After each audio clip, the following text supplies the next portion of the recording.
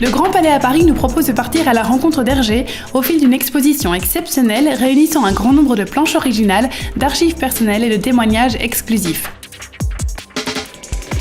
Une expo qui nous fait pénétrer dans le processus créatif d'un auteur souvent considéré comme le père de la bande dessinée européenne et principalement connu bien sûr pour les aventures de Tintin.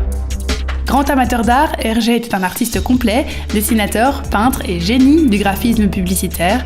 Une expo à ne pas manquer jusqu'au 15 janvier au Grand Palais de Paris. Le 30 septembre dernier, nous apprenions la disparition de l'auteur Ted Benoit. Longtemps sous l'influence de l'underground américain, Ted Benoit est devenu un disciple rigoureux de la ligne claire pour finir par devenir l'un de ses principaux dessinateurs, notamment avec son personnage fétiche, Ray Banana. Connu du grand public pour avoir assuré la relève d'Edgar Jacobs pour 2 aventures de Blake et Mortimer, il avait obtenu le prix du meilleur scénario à Angoulême en 79 et collaboré au magazine Métal Hurlant, L'Écho des Savanes et À Suivre. Dargaud, son éditeur, nous rappelle un dessinateur méticuleux et perfectionniste, auteur d'une œuvre éclectique et variée, qui se consacrait régulièrement à l'illustration pour la publicité et la presse. Un acteur discret mais essentiel de la bande dessinée qui reste à ce jour le plus emblématique des héritiers d'Hergé. Le studio Marvel s'est associé à la chaîne ABC pour publier gratuitement en ligne une bande dessinée sur le quotidien d'une mère syrienne de 5 enfants dans la ville assiégée de Madaya. La BD, intitulée Madaya Mom, compte 37 planches en noir et blanc, illustrées par Dalibor Talajic, connu également pour son travail sur Deadpool.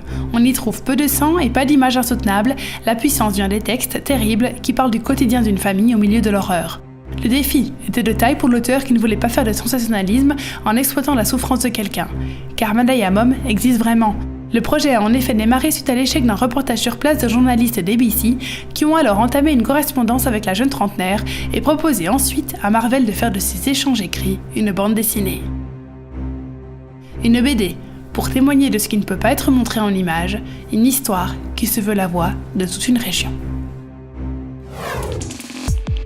Vous connaissez sûrement Tamara, la série de Daras, Boss et Zidrou qui raconte les mésaventures de Tamara, une ado en surpoids qui doit supporter les colibés de ses camarades de classe.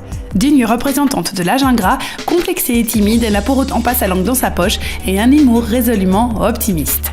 Cette série en cours, qui compte actuellement 14 tomes, vient d'être mise en boîte par le réalisateur Alexandre Castagnetti et sera sur les écrans au cinéma dès ce 26 octobre. On va se faire respecter, c'est maintenant que ça se joue. Le prochain mec qui rentre, il est pour moi. Ok, vas-y.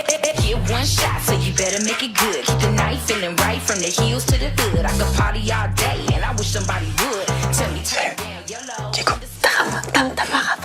J'en profite pour rebondir sur d'autres adaptations BD à venir l'année prochaine, à savoir en février la série Seul de Velman et Gazzotti, en juillet Valérian de Jean-Claude Mézières et enfin en octobre Le Petit Spirou de Tom et Jean-Ry.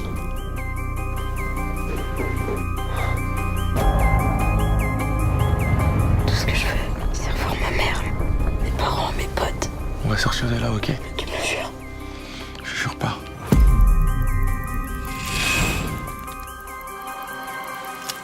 Fonce. Fonce!